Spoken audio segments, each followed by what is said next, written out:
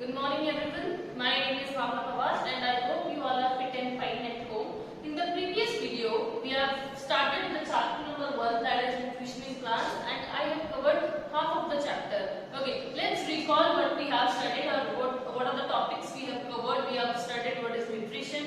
We have studied what are the modes of nutrition. Basically, there are two modes of nutrition, that is autotrophic and heterotrophic. And in the previous video, we have focused mainly on the autotrophic nutrition, that how plants are making food through the process of photosynthesis and what all things are included in the photosynthesis process. Okay, let's move further. Now in this video, we'll continue with a little bit part of the autotrophic nutrition only. Okay, you must have seen some slimy greenish thing that is deposited on the ponds or near the ponds or the swampy lakes. Okay, so what is that? Basically that is the growth of organism called as the algae, जिसको हम लोग काइड और नील बोलते हैं ना. So that is the thing that is deposited along the side of the pond. So that is called as the algae, and algae is means algae also prepare its own food. It is green in color because it has chlorophyll in it. Okay, so this is the basic example of autotrophic mode of nutrition. Now let's move on how the synthesis of plant food other than carbohydrate. In the previous video, I have told you that plant is preparing some kind of food that is mainly a carbohydrate only, that is the starch or the glucose. Okay, so other than carbohydrates, the carbohydrates are made up of carbon, hydrogen and oxygen. Carbohydrate किन तीन चीजों से बना होता है? Carbon, hydrogen and oxygen, and these are used to synthesize other components of food. यही तीन चीजें किसी और कंपोनेंट ऑफ फूड को सिंथेसाइज करने के लिए यूज होती है, mainly the protein and the nutrients. But the proteins are the nitrogenous substance which contain nitrogen, and in the previous classes, that is standard 6, I have already told you that nitrogen is available in the atmosphere but cannot be directly absorbed by the plants. The plant cannot directly take the nitrogen present in the atmosphere. So कोई दूसरा form हमको देखना पड़ेगा जिससे कि nitrogen plants को available हो. So some bacteria are present on the or lives in the root nodules of that plant. Mainly it is the rhizobium only. So some bacteria is present in the roots of the plant. Then what they are doing? They are fixing the atmospheric nitrogen and converting it into the usable form and releasing it into the soil, through which the plant absorb the nitrogen along with the water and minerals. So this is how the fulfillment of nitrogen is being done in the plants, and after that, once the requirement or the sufficiency of nitrogen is fulfilled, it is used to produce other vitamins and proteins. Okay. Now this is all about the autotrophic nutrition. Now let's move on to the heterotrophic nutrition. In this video, we are going to see on this topic. First topic is the heterotrophic nutrition, and इसी में ये सब आता है. The first subtopic is insectivorous plant. Then we'll discuss about saprophytes, then symbiosis, and at the last we'll see how the replenishment of nutrients is taking place in the soil. Okay, so quickly let's start with the first one, that is heterotrophic nutrition. Let me recall what we have discussed in the heterotrophic mode of nutrition. So it is a type of or a mode of nutrition in which one organism depends upon other organism for its food because they are not able to synthesize their own food. Heterotrophic nutrition में क्या होता है? वो अपना खाना खुद नहीं बना सकते हैं, so they are depending upon other organism for their food. So a basic example I will give you of heterotrophic nutrition is the cuscuta or the amar bel. आपने देखा होगा, आप कभी वॉक पे जाते हो तो किसी स्टेम के या फिर ब्रांच के आजू बाजू एक spring like structure, yellow colour का स्प्रिंग लाइक स्ट्रक्चर ऐसे ट्विन होके घूम के पड़ा रहता है ना वहाँ पे. So that is mainly the cuscuta or we call it as amar bel. So जिस पे वो ट्विन करके रह रहा है. Okay, I'll show you. For example, this is a stem and this is the spring like structure. So this is the amar bel and this is called as the parasite. जो organism दूसरों पे डिपेंड हो रहा है, that will be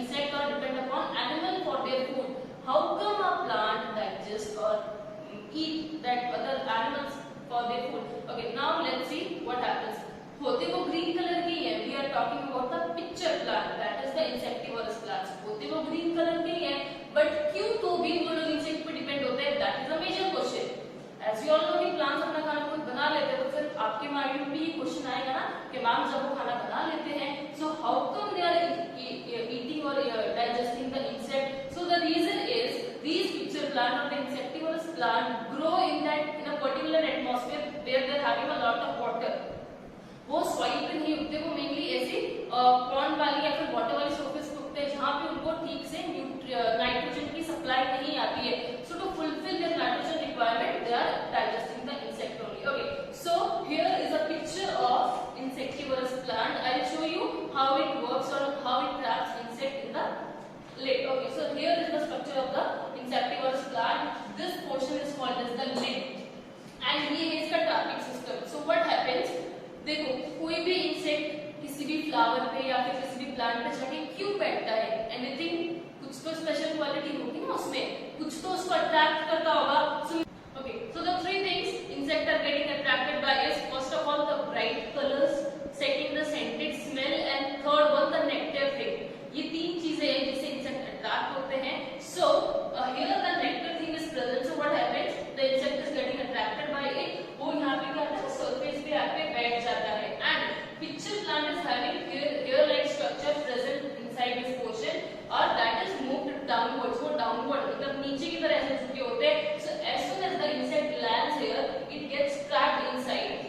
वो इस पे बैठता है और क्या होता है? जैसे ही वो उस पे बैठता है, वो अंदर की तरफ अपने आप स्लाइड हो जाता है. And as soon as the insect reaches here, the lid जो उसका ढक्कन है वो क्या होता है? अपने आप बंद हो जाता है. समझ में आया? So जैसे ही इंसेक्ट यहाँ पे बैठता है, हेयर लाइक स्ट्रक्चर पे बैठता है, वो उसको अंदर ढकेल लेती है. And here the lid like structure closes up. And after that, in this picture plant, digestive juices are being secreted, and hence the insect is being digested. And this is how the picture plant fulfill its nutrient or nitrogen requirement. Understood this much? Okay. So we are done with the heterotrophic nutrition. We are done with the insectivorous plants. Now let's move further on the saprophytes. Okay. Before starting the next topic, let me ask you. You must have seen or noticed. It's just an activity. Let me explain you that. Okay. Just take one piece of bread. Sprinkle some water. थोड़ा बहुत उसपे पानी छिड़को and leave in a warm place for 2 to 3 days. So what will you notice? आप क्या notice करोगे 2 से 3 दिन बाद? कि some cotton thread-like structure has been grown on the bread. छोटे-छोटे ruwe-like structures क्या होते हैं? उसपे उगने शुरू हो गए. So what is that thing? That thing is called as the growth of fungi. F-U-N-G. That is the fungi. That is the growth of fungi. And starting with the saprophytes. So saprophytes are those organisms that depends upon dead and decaying matter for its nutrients. यहाँ पे देखो हमारी जो bread है वो एकदम dead है, इसमें कुछ living जैसा कुछ है नहीं. So the fungus is depending upon the bread for its nutrients. So the kind of or the mode of nutrition in which an organism depends upon dead and decaying matter for its nutrients is called as the saprophytes or called as the saprophytic nutrition. So basically fungi also grows on pickles, leathers, which is left sometime in a warm place openly, something like that. So this is the example. The example of saprophyte is mainly fungi. Okay. So till here we have discussed about the saprophyte. Let's move on to the next topic, that is the symbiosis. I think this topic is very interesting because it includes two organisms and it benefits both. मतलब एक हाथ ले एक हाथ दे वाली situation है. I'll give you a live example. For example, you are in a classroom. Two students are there. Students A and B. A वाले को मैथ्स अच्छा आता है, B वाले को साइंस अच्छा आता है. So अब क्या बोलते हैं कि कुछ प्रॉब्लम हो गई है. So what will they do? जिसको साइंस अच्छा आता है वो मैथ्स वाले को सिखा देगा और जिसको मैथ्स अच्छा आता है वो साइंस वाले को सिखा देगा. So दोनों की प्रॉब्लम सॉल्व हो रही है. So इसमें भी सेम ही होता है. जिसके पास जो है वो एक्सचेंज कर लेते हैं ताकि दोनों को बेनिफिट्स हो सके. Let me give an example of lichens. So what happens in the lichens? Lichens is a close association between an algae and a fungi. Lichens में कौन सी दो चीजें प्रेजेंट होती है? algae प्रेजेंट होती है, fungi प्रेजेंट होती है. So algae green in colour होती है जैसे कि मैंने आपको बताया है. So algae क्या करेगा? वो खाना बनाने का काम करेगा. दोनों साथ में ही रहते हैं, ठीक है. So algae क्या करेगा? हमारा खाना बनाने का काम करेगा. And in return fungus क्या करेगा? उसको shelter provide करेगा and water and minerals provide करेगा. So the fungi is providing shelter, water and minerals to the fungi is providing shelter, water and minerals to the algae, and in return what algae is doing? It is preparing food for the fungus. So दोनों को benefit हो रहा है. एक को रहने की जगह मिल रही है, खाने की जगह, एक को रहने की जगह मिल रही है,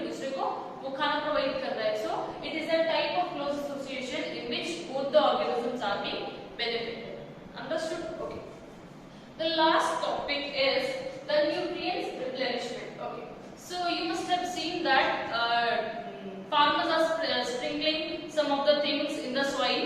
So वो क्यों छिड़कते हैं वो लोग? Because हम लोग कोई भी क्रॉप उगाते हैं, so they are absorbing the nutrients from the soil only. So जितना ही ज्यादा वो nutrients absorb करते जाएंगे, so what will happen? The nutrients in the soil will get declined. Obviously आपकी प्लेट में खाना है, आप खाते जाओगे तो प्लेट में खाना तो खत्म होगा ही ना. So दूसरी बार जब आपको खाना होगा तो आपको वापस लेना पड़ेगा.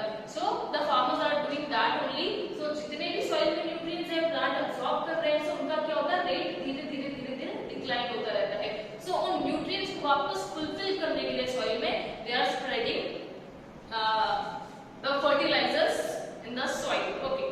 Now usually the crop plants ना are using a lot of nitrogen. सबसे ज्यादा तो किसकी रिक्वायरमेंट होती है? नाइट्रोजन की रिक्वायरमेंट होती है. But as you already know कि नाइट्रोजन हम लोग फर्टिलाइजर्स के वे में ऐड करें तो सॉइल को काफी नुकसान होता है, बिकॉज केमिकल्स होते हैं ना. सो what is the other best option for the nitrogen fulfillment is that कि some bacteria that is present in the soil, जैसे मैंने आपको बताया कि वो डायरेक्टली एटमॉस्फेयर से नाइट्रोजन अब्सॉर्ब नहीं कर सकते हैं.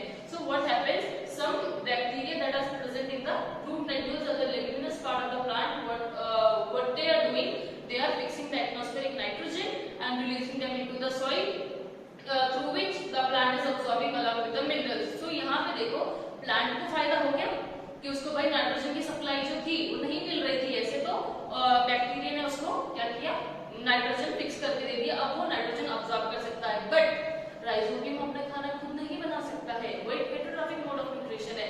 सो क्या होगा, हेटेरोट्रॉफिक मोड ऑफ न्यूट्रिशन है, वो खाना खुद नहीं बना सकता, तो प्लांट क्या कर रहा है, उसको रहने की जगह दे रहा है.